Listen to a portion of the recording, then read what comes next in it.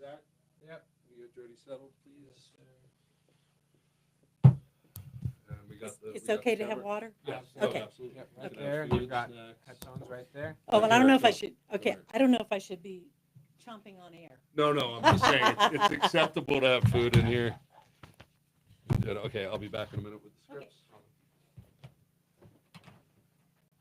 And the camera, is sure it's set. Still gonna totally do that. Oh yes, this is where you are. You've got your headphones here. Okay. Where you'll control from this dial What's right there. The knob for volume. Okay, This is volume for these headphones. Okay. And then this is your mic. okay.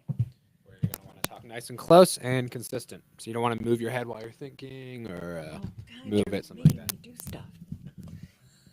Hey, Ed, how are you? Well, how Good are to you? see you.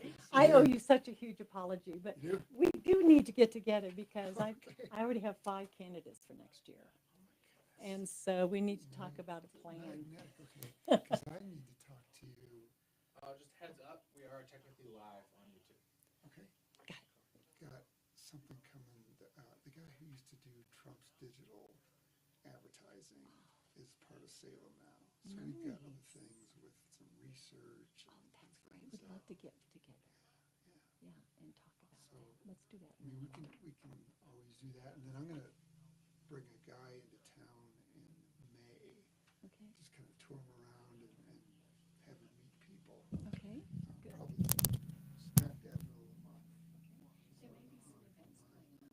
I will, you usually get my emails with stuff going on. So Sunrise Republican Women is the 12th. Is that just the banquet? That's just, Because I put it in my calendar and that's the date. did you sign up? No, it's my wife's birthday. Okay, that's all right because we're sold out.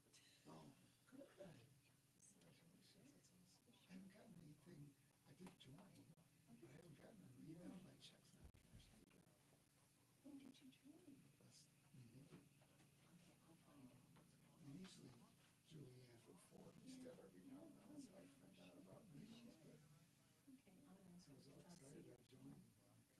Can't beat the price. Yeah, you can. Price. You need to Even join, for women's not yeah, bad. you need to join PCRW too. Okay. Yeah, it's like $15 a No, year. and they need, We meet on Tuesday evenings. okay, because I talked to her. We meet on the 15th. I'll send you a link. Okay. I'll make sure See you if I don't can miss get it. to that next week. All right, good. Well, have fun. I hope this goes well. You too. The interviews for pilots. Right. So do you have a piece put together as to what you Well, want I to did. talk to her about? Changed it. You talked to Heidi and said, oh, let's do No, he this. said he wants to talk about this. Okay. Okay. We'll all do this. Did you tell all your friends? No, Listen in? no, because You didn't tell anybody. if I bomb, then I don't have to Okay, worry about so you'll share it afterwards. afterwards. If I'm okay, If you bomb, I'll. She wants to guarantee the win. that's right. All right. Yeah, you're focused and I think. Okay, but it seems Angles pretty. well. Okay. I think it's angled well. Okay. What do you think? Is he like a little too Yeah, a little bit. Let's have room there. Thank you very much, Zach. well? Okay, so we're about a minute out. So, All right. we're, Mic. yeah. Okay, we're 1 minute. So, a couple of things. Even though we have breaks, we're on live stream, Oh, so we're yes. never completely off mic. But Always but a hot mic. It's always a hot mic, Yes. but we do catch up things and stuff in the Okay. breaks to review. Okay. Overall, good. Like now we're organized. Now we have fun and we see how it goes. So I think good talk radio is like when you're listening to people in a coffee shop having a conversation. It's voyeuristic, it's interesting. You're involved, but you're outside of it. So we're having fun. We're bantering. We're going through the material. Otherwise, because it's just voice, you have to have more presence because you don't have the facial expression. So there's sort of an over-the-top radio voice because radio shrinks down. Otherwise, at the first break, I'll go over some time cues and things like that. But if you ever see this, that means wrap it up, finish up. Okay, here we go.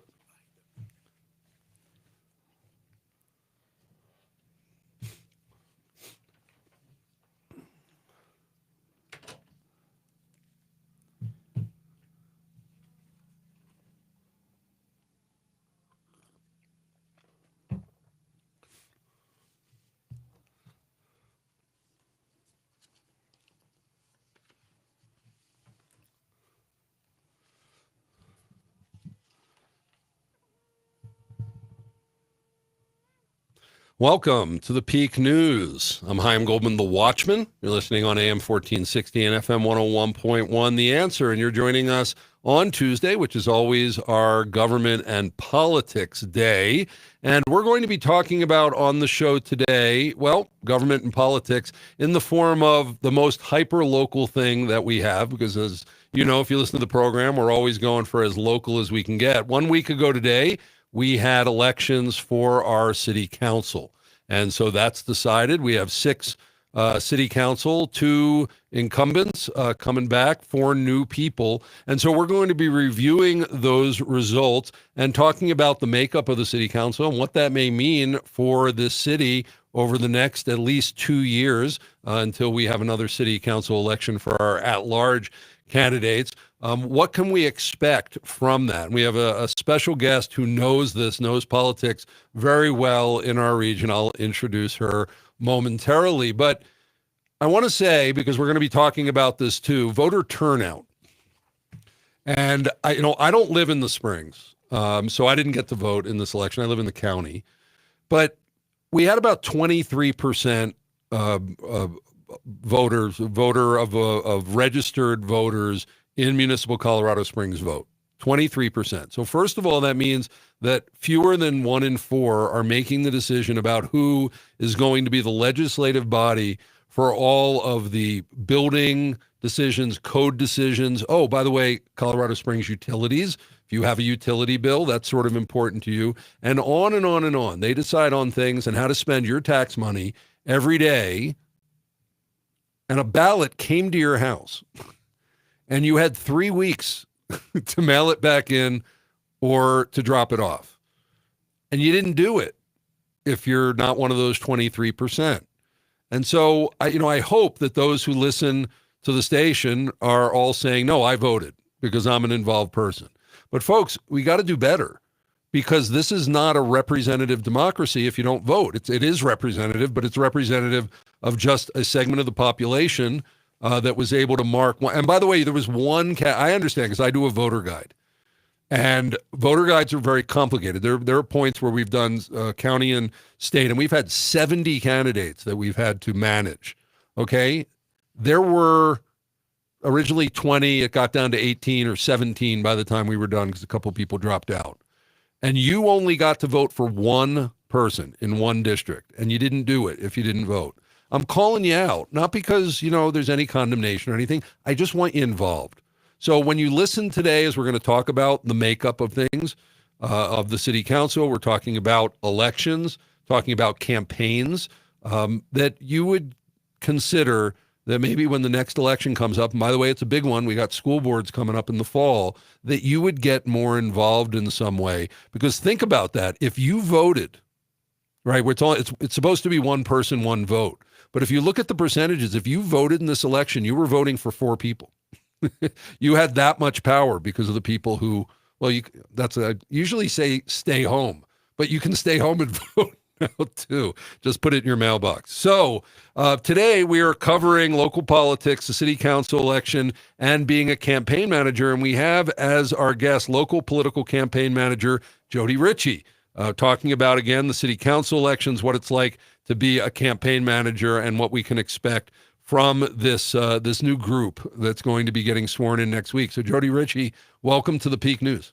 Thank you very much, Chaim. It's so nice to be here. Thank you. It is finally. We've talked, but we've never had you on yet. No, we've tried to do this for a while now. Yeah, and so Jody, and she'll say, as we're talking about the candidates in the next segment, who she represented, who she consulted with, who she was management, because she's known as probably the preeminent campaign manager here. The people who call, and you'll hear her name a lot. I know when I'm dealing with the voter guide and the candidates, I'm sending stuff to her a lot because she's their rep.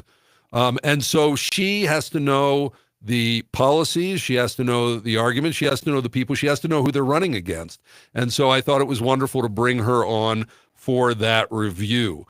We are also going to be talking about at the very end, if you're thinking about running for office, and I think you should, for school board possibly, the top 5 things to consider before running for office.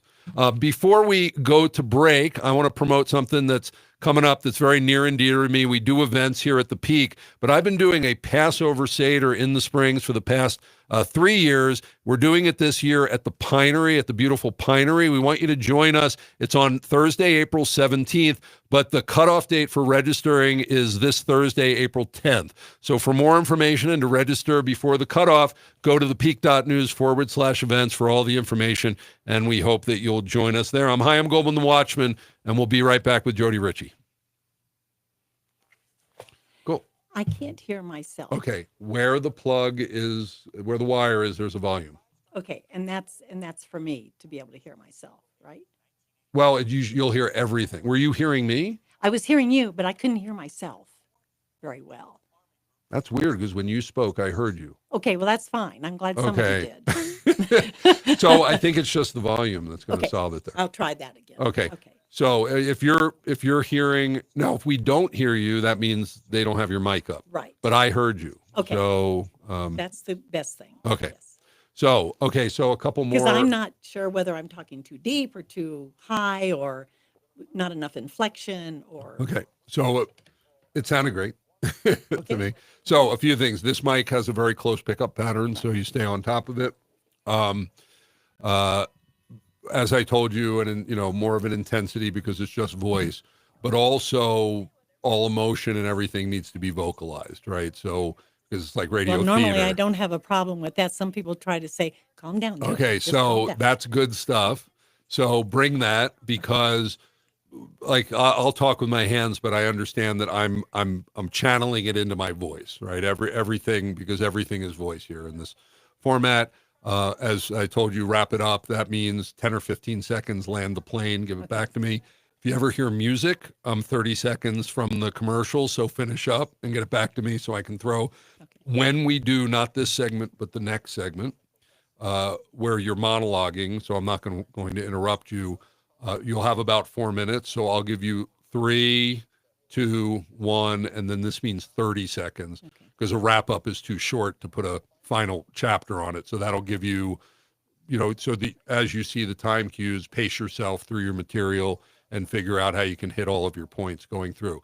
If you come up short, I'll ask a follow-up question, but try to fill it in, all the way through if you can. 4 minutes is a long time. It can be, or it can go by really quick. So, it really depends on how much content you have. And lastly, if other than that, with the 4 minutes, if you ever see me hold up a finger or two, I'm giving you a time budget for that answer. So I'll say take like another minute. I'm not saying because I don't want you to stop talking, thinking I'm talking. 1 minute, 2 minutes. 2 minutes. That's me giving you a basically a time budget so you can judge yourself and hand it back to me. The reason that I have people in the studio and don't do phone for our main guests, sometimes I have call-ins, is because there's no way to comfortably move back and forth. There's no energy. You're always having to interrupt the person because they're just going. Sure.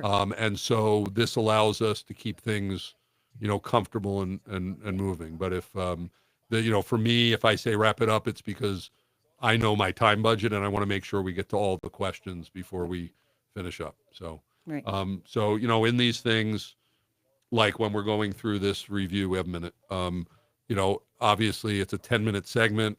We're trying to cover, 6 candidates. So there you can do the math on that. Yeah, but you're going to have about a minute, to make a comment about each one if you want to take that long. And then overall, and I'll read the 3 other names of the people who are there, so let's go through each candidate, what you think about them. And then we'll finish up the last couple minutes of this segment talking about the council as a whole, how you think they're going to be. And I can be as biased as I want to. As you want to. Okay. You're speaking as Okay. Yep. I mean, and if you're being biased, speak, remind people of your background and who I'm you going are. to say that first, Okay. I think. Yeah.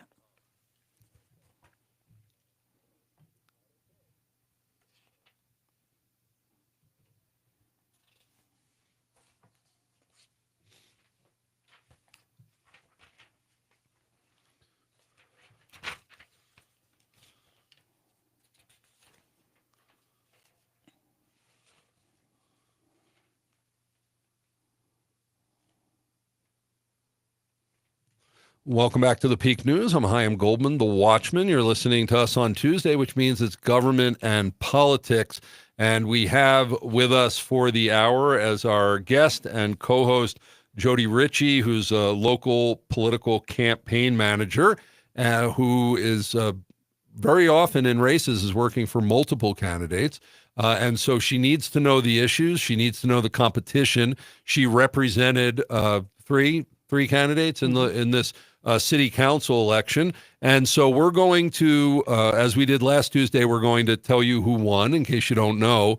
But then I've asked Jody to do a review of the candidates from her perspective. And then at the end, we're going to talk about the council as a whole and how Jody thinks that that they may be voting and legislating over the next 2 years. So, Jody, just before we do, because you're speaking as a private citizen, but also as a campaign manager, and we like to do what on the show called transparent bias, so people know. So set the context for where your reviews are coming from. Very clearly, I am a conservative Republican. I make no beans about that. I work only with Republican candidates. I know that there are other campaign managers who work with good candidates, but I will only work with Republicans. Now, officially, this is a nonpartisan election, but we know that that's sort of a fake. Okay, well, my take on that is the position that they're running for is nonpartisan. The candidates are not nonpartisan. They belong to something. They have to be a registered voter. So they're going to either be unaffiliated or they're going to be affiliated with a political party. Period. Okay, and you work with those who are only affiliated with the Republican Yes, Party? Okay, yes. So that's our context here. So in District 1, incumbent Dave Donaldson won 58% of the vote. Right. Dave's been a councilman for the past 4 years. Sort of an outlier a lot of the time. What do you think of Dave? In the interest of fair disclosure, I was his campaign manager the first time that he ran, and I was his consultant this time. Okay. So I come with a little bit of bias there, but I am transparent about it. Honestly, from my perspective, I think he has been a good councilman. I think he asks the tough questions that other people don't want to ask. And that has been very popular in his district. When he went to bat for 24-24 out at Garden of the Gods, people appreciated him asking those tough questions, and he represents the people. He is very, very passionate about representing his district and the people in that district. Okay. So I think he deserved to win, and I'm not surprised that he won. Okay, District 2, Frank Krissinger dropped out, so Tom Bailey ended up running unopposed, got 100% of the vote. I'm not sure what else to say about that. But do you know about him as a candidate and what you... Not very much. I know he's a Republican. As a matter of fact, there are 4 new Republicans on the city council. We'll talk about that in a little while. I do know that he's a good Republican. I've heard him speak. Other than that, I don't know a lot about him. Okay. Only because he was unopposed. So, okay, District 3, which is Southwest Colorado Springs and downtown, Brandy Williams with 37.5% of the vote. Pretty close race, only a few percentage points behind the next candidate. Yeah. So what do you think of Brandy? well, again, I was Brandy's campaign manager when she ran for county commissioner, and I was consulting on this campaign with her. Okay. And I am so glad that she won this race. It was very tight. What started out when the first numbers came back in, she was about 5% ahead, and that's dropped to 3%. So I'm excited for her. She deserves to be on city council. She is a civil engineer, and so that will bode well for the issues that come before the council. Okay, District 4, Southeast Colorado Springs, Kimberly Gold, 39% of the vote.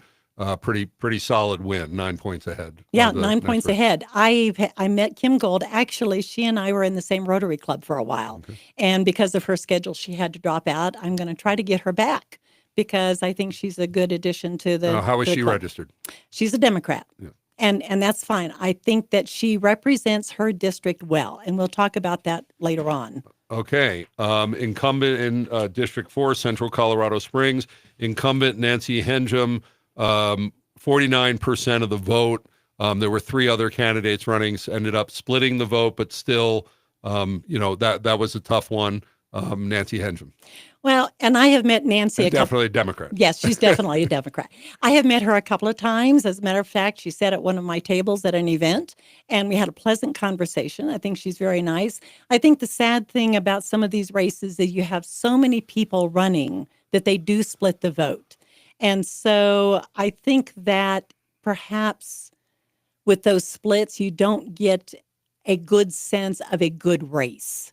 I think she does represent her district.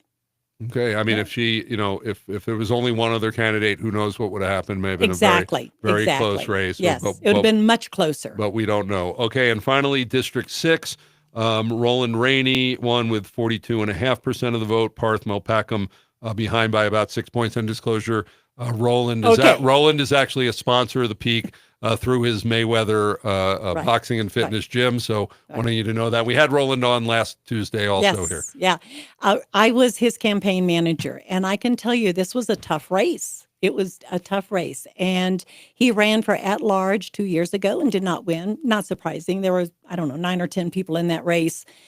And he worked very hard, and he will represent that district. That district, District 6, is for the most part very conservative, and he is a conservative Republican. And that's in Northeast Colorado Springs, District 6. Yes. So overall, and we have, let's see, I'll just bring this up to remind the those who are on the council, David Leanweber, Lynette Crow-Iverson, Brian Risley, they all won in the at-large election 2 years ago, so they stay on. So those are there's 9 candidates, so there are 9 council members, 6 representing District 3 at-large, and there was a special election last time that Michelle Tallarico won, but she decided not to run again, so that's why that district was open. So what happened with the council as far as affiliation? Did it shift conservative in this race? Where are we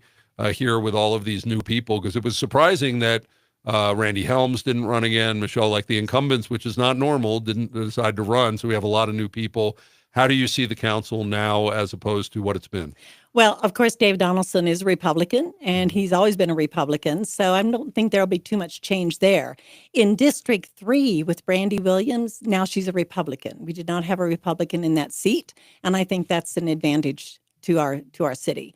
I think that in District 6 with Roland Rainey, I think he will be much more engaged as a member of the city council than the previous councilman.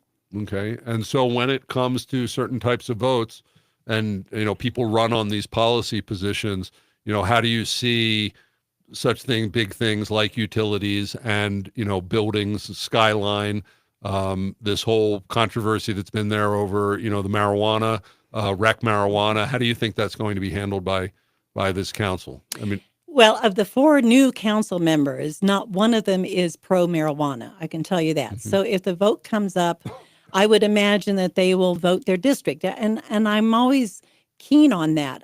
If you're running in a conservative district, you have to remember that you are representing conservatives. If you're running in a liberal district, you have to remember that you are representing left-leaning people, mm-hmm. and you have to do that. And that's why I like Kimberly Gold. I think she will be a good representative for her district. I cannot in any way conjecture about how these people are going to vote. I just know that based on Republican values, I think you're going to see a shift to the right. Because of especially with the Brandy. Yes, coming with in. Brandy. Mm-hmm. Coming in. Yeah. So what does that give us as far as numbers? Because Lynette Crow-Iverson is there. Leanweber is interesting. I don't know what to consider him as far as as voting, but overall, it seems that just like with the country, not with our state, but with the city, that there's been a conservative shift. Yes, I think there has. Yes, okay. I do think there is. Okay. Hi, I'm Goldman, the Watchman. We're here with Jody Richie, local campaign manager. We just reviewed the city council. When we come back, and I brought this up at the beginning, that there was fewer than a quarter of eligible voters voted. Jody's going to be talking about why people don't vote. We'll be right back with The Peak. Was that better? Yeah, it was great. Inflection? Yeah, it worked. Because it's not monotone. No, it was good. Like monotone. No, you're doing, okay. I mean, you're a talker, so So you're Yes, I am. As a matter of fact, all through school, the notes on the grade cards were, Jody would just quit talking. there. But that's why, I turn it into a radio gig. Good. Okay, no, that was very good. Good. Thank you. So you have about 3 minutes if you want to review your notes and things like that. And Yeah. again, this is your 4-minute monologue where I won't break in or ask any questions or whatever. So God's it's sake, just yeah. for you. Yeah. It's Okay. just for you to, well, if you have enough of your bullet points there, just talk from and pace yourself. But All right. Talk slow. no, Well, you stole some of my thunder what?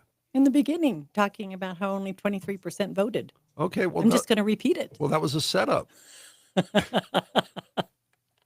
That was a setup for you. That was setting the context for the show. Yes. No, I called people out when, I do too. when If it someone happened. complains to me, I say, did you vote? Right. If they don't vote, why are you complaining? Then was that 23% of the people voted and 100% complained? Right? Right. Well, and I can talk about this too. One of the things that I do is I scour social media because that's one of the avenues that I can keep my eye on things and ear to the ground sort of thing. And people just complaining bitterly about the crime and about this and that. And I go out there and I say, so did you vote? Elections have consequences. I mean, you can't just sit back. This stuff doesn't happen by No, magic, right. It's hard No, I work. mean, any of these races obviously would have pivoted on more people voting differently if they voted differently. Maybe that may be. I mean, that's one of the things that I know. They haven't come out with the final numbers yet, so I haven't done any analysis. But I know in District 6, when Mike O'Malley ran, 19% turnout, and that's a conservative district. 19. That is sad. I know. I just think it's always following a presidential election, the district one. Right. And I think people are just burned out. Could And then be. they're burned out. Could And that's be. why I was talking. Jason Lupo is a friend of mine, and he does radio show here. He's a sponsor of the Peak too. Yeah. And he was saying this thing. He believes it should get moved to the county election time. I and agree not with be that. not be I agree. separate. Well, first of all, it would be cheaper. Right. We're going to have a school board election in November anyway, Right. so we've paid for this twice this year. Taxpayers have paid for 2 elections. And obviously, people don't want to vote this close to the presidential election. It always gets low. turnout. having knocked on thousands of doors, I always get there's an election in April. No, but how do people don't? I ended up finding out because we launched church voter guides 4 years ago for this election, Yeah. and after doing it for 4 years, I realized what a blessing it was because it's the smallest election. It's one set of questions. It's one race. Right. It's only 15 or 20 candidates. Right. If we had started differently, I don't know that we would have Yeah. done it.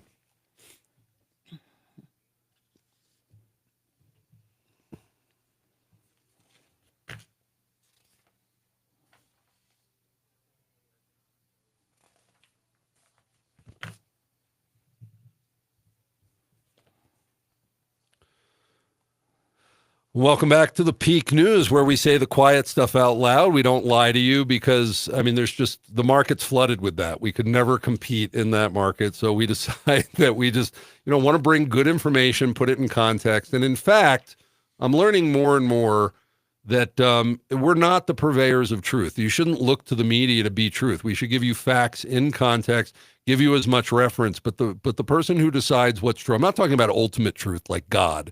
I'm talking about what matters to you isn't for me or any news person to determine. So think about the media differently. I would challenge you to do that. Well, we have Jody Richie, local political campaign manager, and I've asked her to talk about something she's passionate about. And as we brought up at the beginning of the show, there was very low voter turnout for this Colorado Springs City Council election. And so Jody's going to talk about why people don't vote. Jody Richie. Well, I don't know that I can actually talk about why they don't vote, but let's talk about the voter turnout. And you had mentioned it earlier. We had 23.55% turnout in this city council election. 23%. So that is 332,000 ballots were sent out and only 78,000 were returned. I'm not sure how much easier we can make it other than hiring teams of people to go around from house to house and pick up ballots. They're mailed to you. There are, I can't remember how many ballot boxes there are around the city for you to drop them in. 30 something. Yeah, 30 something. You can mail it in. If you don't want to spend a stamp, then you just drop it in a box somewhere. I'm flummoxed by the low turnout in this city. Now, even in the mayor race, that was a pretty hot race 2 years ago. And even in that race, it was only 29% turnout. I'm just, I don't know what to say to that. When I have knocked on thousands of doors over the years working on campaigns. And one of the things that I hear is that people say their vote doesn't count. And what I am now saying to them is, have you ever heard of Rebecca Kelty? In House District 16, she won by 3 votes. I was there for the watch. I spent 6 days in that room as a watcher. And I have no problem with the integrity and the honesty of that election at all. She walked in there. This is very interesting. I hope I can divert a little bit. So it was very interesting. She went into that race 7 votes ahead. The morning of the announcement, it was a dead heat. It was even. And we were all just flabbergasted. And through the last adjudication, that's where she picked up 3 votes. So don't tell me your vote doesn't count. And then there was some years ago, there was an election in Manitou Springs where there was an election won by 1 vote. Longinos Gonzalez, who was our county commissioner for District 4, his first primary election, he won by something like 32 votes after the recount. Don't say your vote doesn't count. It counts. It's very important. And one thing, this is my favorite saying, it's by Pericles. Just because you do not take an interest in politics doesn't mean politics won't take an interest in you. So even if you don't vote, that non-vote is being used by someone in some analysis for some campaign. The difference is that you don't have a voice. You've given up your voice. And I just, I want people to vote. This is what we're all about. This is issues that come up for the city council. And we won't even talk about other areas, but cities that come up or issues that come up to the city council usually have to do with utilities or land use, and they directly impact all of us every day. And you don't know, you had mentioned it earlier when we were chatting, that if there was a higher voter turnout, there might have been different results. Everyone should think about that. Yeah. Well, what do you think about voter confidence and how that's been eroded, it has been eroded. And I think Steve Schleicher, who our clerk is right now, he's done a good job of trying to reestablish any kind of confidence in voting. What I also hear is people talk about how they don't have any voter confidence or they don't have any confidence in our voting because of what happens in Pennsylvania. But we're not in Pennsylvania. We're not in Arizona. We're not in Georgia. We're in El Paso County. And I think people need to think about home, what that means at home. Hi, I'm Goldman the Watchman. We have Jody Richie, local political campaign manager, with us for the hour. When we come back, we're going to be talking about life as a campaign manager. What does it take to do that job? What should you look for if you're running for office in a campaign manager? Hi, I'm Goldman the Watchman, and we'll be right back with The Peak after this quick news break. Cool. So we're on number 4, page 4. Page 4. Page 4, segment 4. Oh, yes. Okay. Yeah.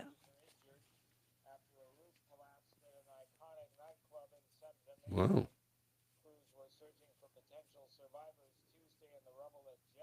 Oh, dear. Wow.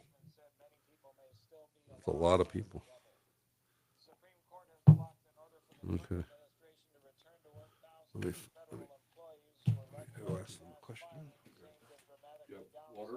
I'm good. I'm good. I'm all flushed.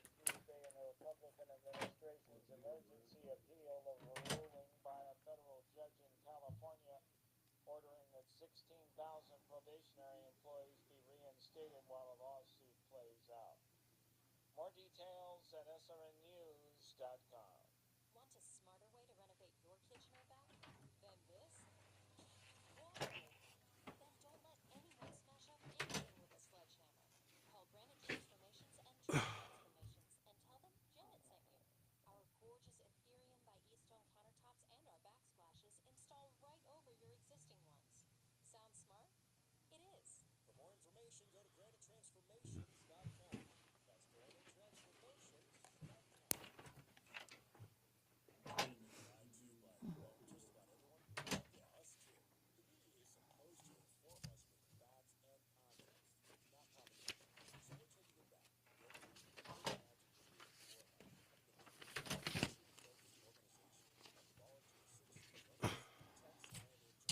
Okay, we're back in 10.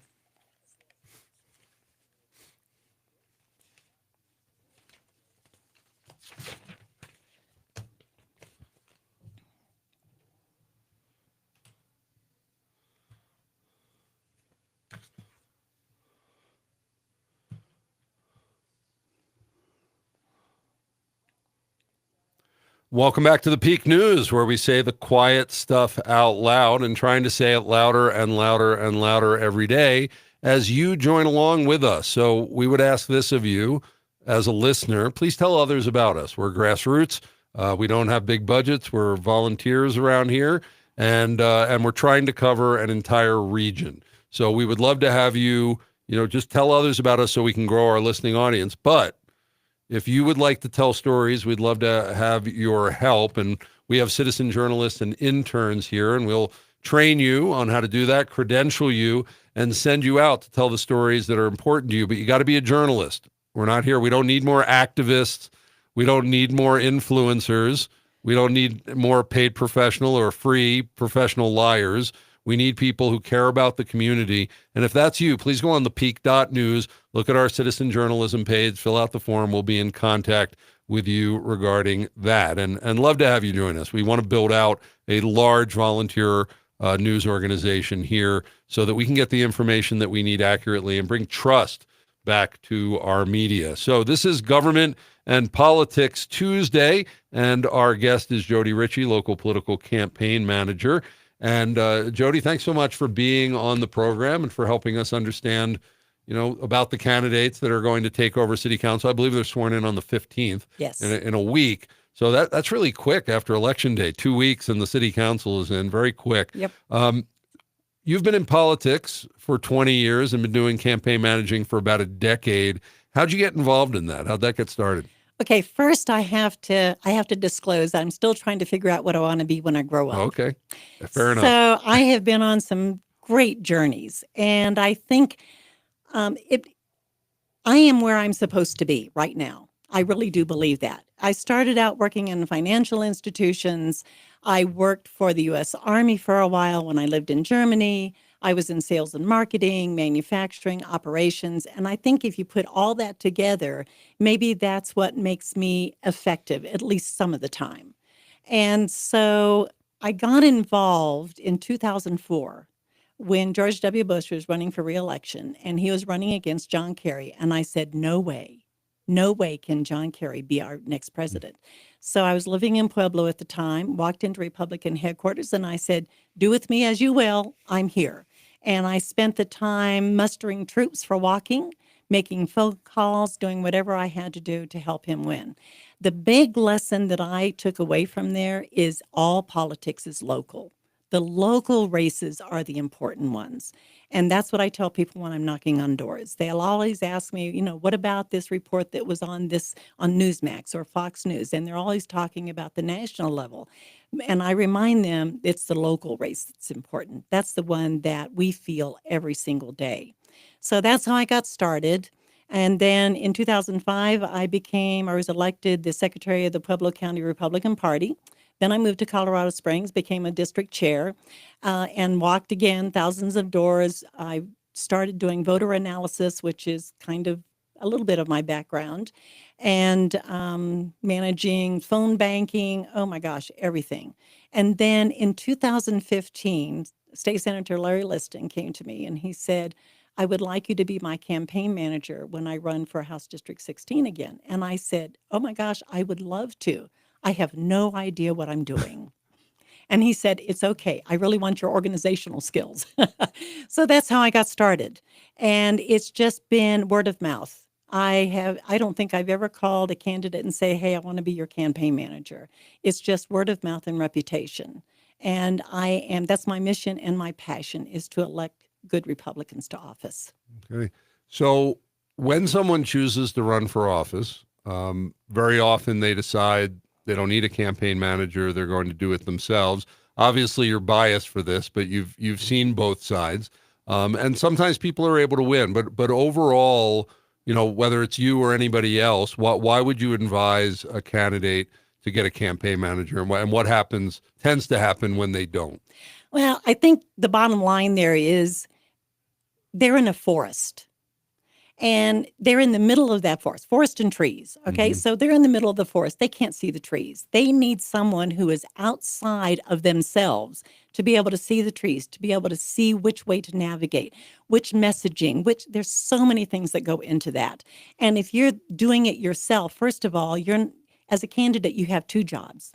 And this is pretty straightforward. You have two jobs: meet people, get money. That's it. And if you're doing anything else, then you're not doing your job as a candidate. And if you are managing your own campaign, you're doing too many other things rather than meeting people and getting money. That's it. Does the campaign manager ever do the fundraising along that, or? Campaign manager, and I organize fundraisers. I try to get the people together who will give money, but it's the candidate that they want to talk to. I would never make a fundraising phone call on behalf of a candidate. People don't want to talk to a campaign manager. They want to talk to the candidate. Why should I give to you?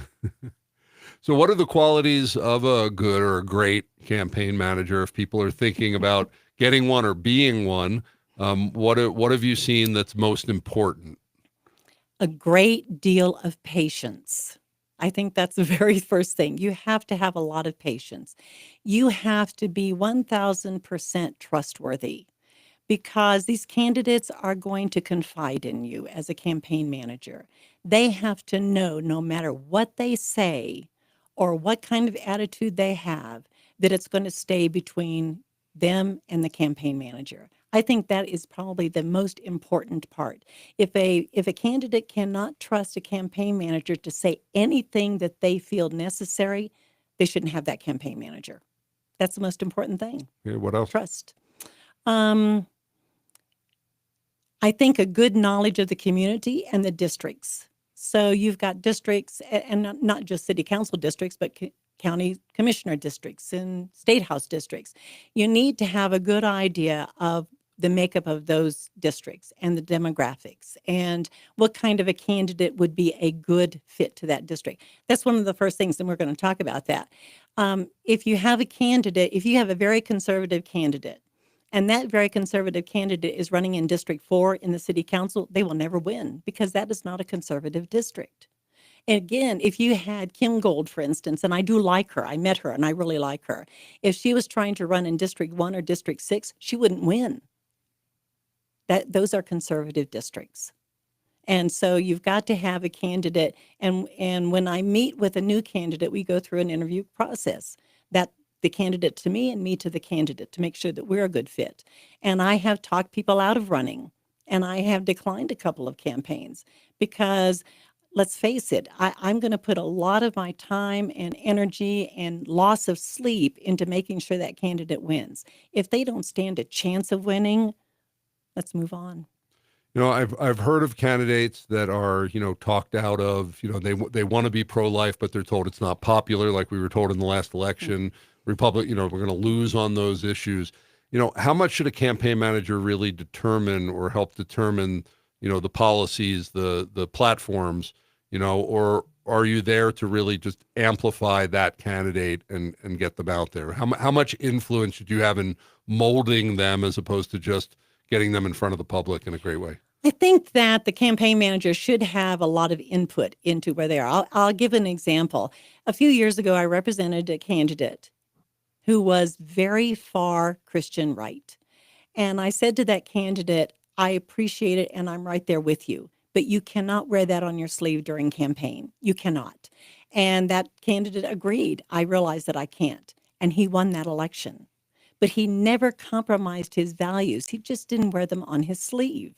I think people expect a certain amount of secular platform when you're running. There are a lot of people I know who are Christian right, who do not believe that religion has a place in politics.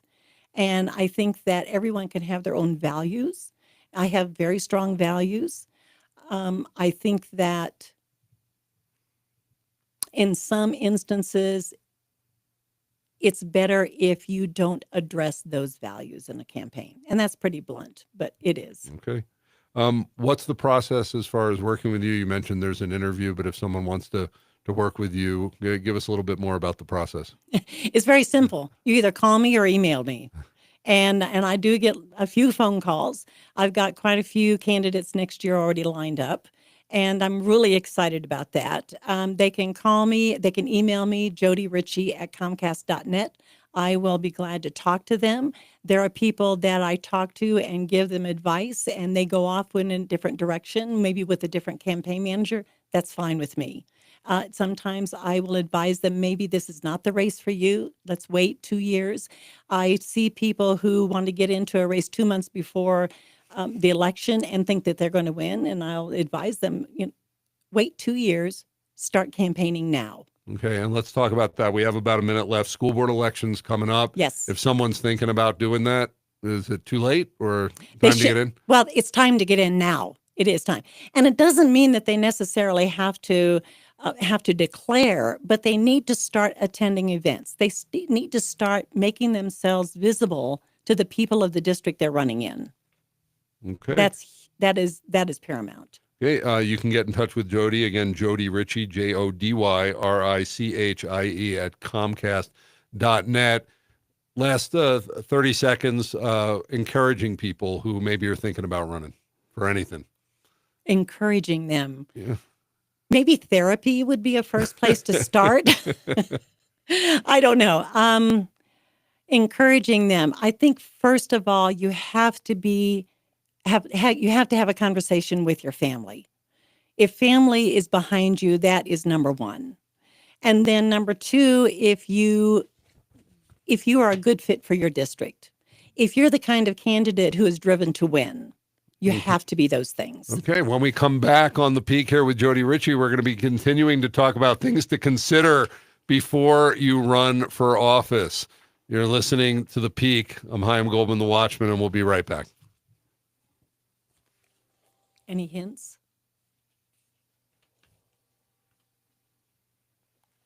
Okay, so you started going into those points. So we did a little I bit of did. a crossover. That's okay. It's okay. We I just will reiterate them. Okay, so Yeah. do you have 5? Are they 5 points, 6 points? Do you have? Well, it's the family. You want to write Yeah, maybe? okay. Make sure you have it. Yeah, hang on on there. a second.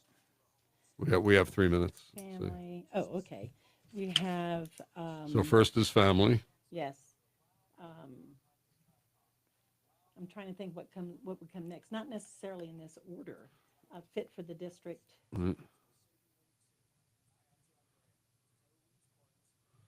Okay. Third. Drive to win. Okay. Fourthly. You need a volunteer. You need a base. They have to have their support base. Support base. Yeah. Okay, and fifthly. Willingness to ask for money unless you're personally wealthy. Well, I have had some people who self-fund. No, I know. Yeah. I do. And I disagree with that. I don't think they should, because people watch that, and if nobody is donating to you, are you really a good candidate? Okay. If nobody's willing to come to your aid and support you Okay. monetarily, So willingness to fundraise. yeah. Okay. So what we're going to have here is last time you just gave headlines, but now you'll have about 30 seconds or so to comment about each one of these. Okay. To fill in what you mean by it. Okay. And I need to be out by 5 minutes in. So when we get close to the end, because I want to have time to, again, give your email address and things like that. Okay. So, cool. It's more comfortable than you thought? You're okay? A little bit, yes. Okay. A little bit. Yeah. I can go off. All right. So That's okay. As long as we land on time, it's okay. I'm not monotone, am I? No, it's good. Okay. No, good. no, it's Good. not. It's dynamic. That's not. Good. Okay. So family, fit for the district, drive to win, support base, and willingness to fundraise. Yes. Okay, cool. See, that's a blog post for you right there. You can. It is. You could. It you is. could Yeah. Okay, we're back in 30.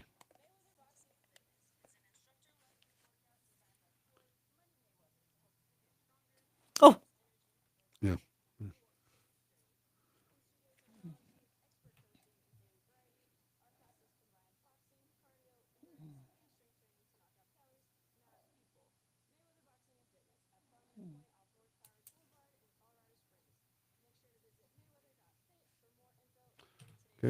Here we are.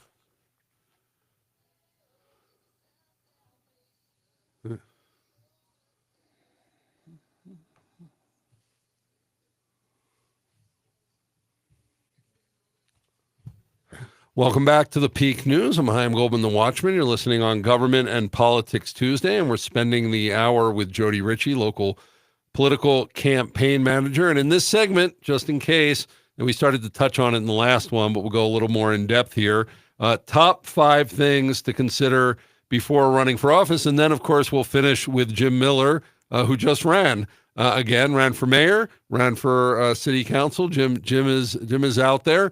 Some people not so happy, spoiling, possibly splitting the vote, but he's getting out there. He's doing something. So, it's always a double-edged sword. But Jody, what are the top 5 things that people to count the cost, and make sure that they're actually ready to throw their hat in the ring? Sure. One of the first things I tell a candidate is that this is the hardest thing you will ever do. It is hard. It is hard physically, emotionally, mentally. And I actually had a candidate who, it's kind of funny, a little funny story, who relayed to me a story of this person's life. And it wasn't very nice. I mean, there was some tragedy in there. And he said, that's not a problem. I can deal with this. And about 2 months before the general election, he called me and he said, boy, when you said this was the hardest thing I was going to do, you were not lying. I had no idea. So I think the first thing you have to do is make sure your family is behind you. If your family is not behind you, I think that obviously that is going to be a hindrance to you. This is going to be much harder on the family members than it is on the candidate, because they're going to have to listen to things that may not be very complimentary to their loved one. And they're going to be gone a lot because they're going to be out in the public. They're going to be attending events. Okay, number 2. Number 2, you have to be a fit for the district. And we talked about that earlier. If you're a very conservative candidate and you want to run in a very liberal district, you're not going to win. And why would you put your own resources into something that you're not going to be successful at? Set yourself up for success, not failure. Okay, number 3. Number 3, you have to have a drive to win. If a candidate is not driven, and I've seen candidates at the very end of a campaign, they just crash and burn, and they lose. They're not going to win. It's rare that they do. You have to have a candidate who, in words that were given to me some time ago, before their feet hit the floor in the morning, they have to say, what can I do today to get myself elected? And we saw a couple dropped out of this election, yes. of the city council election. Yes. They decided after they were in that it wasn't it's what hard. They wanted to do. It's hard. Okay, fourthly. You have to have a support base. I've seen people come into an election and they have absolutely no support base. They don't have a good collection of friends and family and supporters that are willing to back them, to volunteer for them. They don't have a donor base, and we'll talk about that in a minute. They don't have a good donor base. You've got to have these things in order to be a good, successful candidate. So is there a number? Is there how do you figure out if it's big enough, if it's strong enough? Oh my gosh. Well, I've seen support. Well, I'll put it this way. If you can only muster 10 people, there's only going to be 2 or 3 of those people who are actually going to step up and work for you. So I would say if you can come up with maybe 50 people, because then you might be able to get 10 who are going to be consistent. So for a local race. For a local race. Yeah, for a local race. Okay, yes. And last, number 5 of the things to consider before running for office. Willingness to fundraise. This is really kind of interesting because people hate asking for money. And I have done fundraising for different things, for nonprofits and such. And in sales, you make phone calls, and it's not for fundraising, it's for sales. And you do that. But it's interesting because I have seen people be a little offended if they're not asked for money, because their attitude is, why didn't you ask me to donate? What's the matter with my money? I really wanted to donate to you. You have to ask. If you don't ask, you don't get. Okay, you need to introduce me to some of those people for our nonprofit foundation. I'd love the people who will complain if I don't ask them for money. Thank you very much. Well, we've been spending the hour with Jody Richie, local campaign manager. You can get in touch with Jody at her email, Jody, Jody, Richie, Rachie, at Comcast.net. Jody, thanks so much for joining us on The Peak. Oh, thank you so much for having me. I certainly enjoyed it. And now, Jim Miller, someone who's well acquainted with running for office, Jim Miller and The Peak Rants, and he's talking about why Colorado Springs isn't what it used to be. Just a guy. Yeah.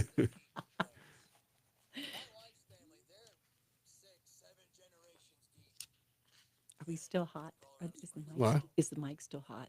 Not well, going out on the Okay. going out on the yeah. So It's always on the stream until we're done. when Jim was speaking at the Sunrise Republican Women Forum, it was so cute because he gets up, just a guy, etc. Right. And I had people say, "Gosh, if I was in his district, I might vote him because he's really funny." And I said, "Yes, he is the entertainment." Yeah, he is. And that's what he is here, and that's what he's been. But he did okay, and it's refreshing because with Jim, what you see is what you get, and that's what we're not used to in the political realm. But I've heard him speak in a normal voice. He's got a good voice. He's got good things to say. But I think that I don't know whether this is compensating for a lack of self-confidence. How people will put that, they'll have a wall or they'll put on a mask. Because I do think it's changed a few things. He could be a formidable Maybe talk to him. candidate. Talk to him. I no. I think I don't think it's an act. I mean, I've known Jim for a couple of years now, Yeah, and me too. I work with him. Yeah. And I tried to when he first came in and we were doing these rants, and whenever you're a campaign manager, I'm a producer. So when I'm working with someone, Yes. you got to figure out how do you bring them out into the modality? How do you take them and translate it into whatever the communication form is? So Right. so how do we bring Jim on the radio? Originally, I was going to have Jim host the rants and maybe do one occasionally, but he had so much content. I said, could you do this? And he's been doing it for over a year. But I said to him, make some notes, or I tried to manage him, Right. and it shut him down. Really? Because he's a spontaneous, he's more of a free form Yeah. kind of person. Good. So like he went from being like hilarious and just very natural to it was too controlled because he's sort of animalistic. Jim is. He's a street guy. I mean, he's just a street person, and so he's a common guy and working man. And so I had to but I said, Jim, but it has to have this level of quality, and there's certain you have 2.5 minutes, and you can't just keep saying the same thing over and over because sometimes he'd end up just circling back to fill the 2.5 minutes. And so working over time to find out, how he is best managed and thrives best and produces the best content. But I don't see it as an act. I mean, all men put on a level of bravado, but I don't. Well, everybody does. Yeah, I don't. So, I don't see. No, I don't. I mean, I've known him for a while. Jim's really pure, and I think we just might be so used to people doing that I'm not. But he's so pure, he's unelectable. Well, they say that. He's So- unelectable. And I'm sorry about that. And maybe he needs to. Maybe this is a path into more public speaking, more public. I don't know, exposure. Maybe that's where he needs to be. Maybe that's in the end where he should But be. it's interesting. I mean, as a campaign manager, and I asked you that question, I didn't follow up on it, and we are still, we're streaming. So, Right. but about a minute and a half. That thing of, well, you're pro-life, but don't talk about it. Right. There are people that would say that's not right, Jody. But you're saying, hey, I'm trying to get a person in office. Exactly. Right. Exactly. But the other people like Jim and stuff say, hey, we're going to be who we are, and hopefully, eventually, we won't have to be competing against fakes, and be fake ourselves, and we're going to stand on our principles, and eventually, we're going to win. Unfortunately, it tends to lose in this world if you don't play a middle ground that isn't really you. Well, and I think honestly, that's what most voters are looking for is somewhere more in the center. They don't want extreme left or right. They want more center because that's where I think where the good decisions are made, to be honest with you. Yeah. Huh. And I You know- probably didn't explain, maybe I didn't explain the values part correctly because it's something you just can't wear on your sleeve. It doesn't mean you give them up. And they certainly play a major part in decisions that you make in any office that you're elected to. But you just can't wear it. Well, yeah, but except, there's people. except in a couple of districts here. But not But most of them. but unfortunately, what that does is everybody, when does it become faking and when is it just good marketing, right? Like it's tough. It's a gray area. It's Yeah, tough. it is. I'm not on anymore, right?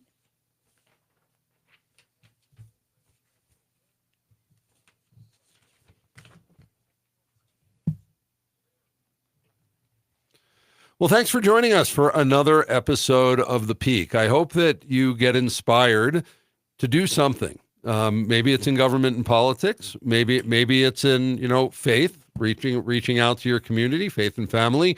Maybe it's in education. Maybe it's in media. Maybe it's in business. You know what? Do something. Do something. Make an impact. Don't be passive. This is where we live. And I hope that you're one of those 23%. If you live in the municipal Colorado Springs, who voted. I hope that you're one of those people. But what I really need to ask you overall is get involved. Do something. It might be just in your family. It might be just in your neighborhood. But what's my part? Well, among other things, putting out a voter guide and coming on the radio here 4 days a week in order to bring you hopefully a good time that you enjoy being on the show, but information and meeting people who inspire you to do that. We are here Monday through Thursday, 3 to 4 p.m. So we're back tomorrow, Faith and Family Wednesday. Actually, we're guest hosts because I'm more giving up the chair here because that's our vision of citizen journalism. And Jordan Baldwin of First Amendment Media and our chief investigative citizen journalist here at The Peak is going to be covering on Faith and Family Wednesday this HB 25-1312 legal protections for transgender individuals. And we're hoping, as long as he can get out of session, call in from State Rep Scott Bottoms in order to talk about what's going up there under the Gold Dome, which honestly is getting pretty scary. We have Larry Elder coming up next here on The Answer, and we ask you to check out, we have over 200 podcasts on our website, which is thepeak.news. Also, if you'd like to attend our Passover Seder, the one that I host and my family does, we're having that at the Pinery on April 17th, but the cutoff date is just a couple days from now, April 10th. So make sure to go to thepeak.news/events and sign up right away. The Peak, we say the quiet stuff out loud, and with your help, we're saying it even louder for such a time as this. Shalom. Okay. Good. Thank you. Well, thank you. Let me kill the live stream here. Yeah. And then we can talk a little bit. Sure. Let's see. Offline. Let's make sure. There's always this other window back here. Is there a way to just get the audio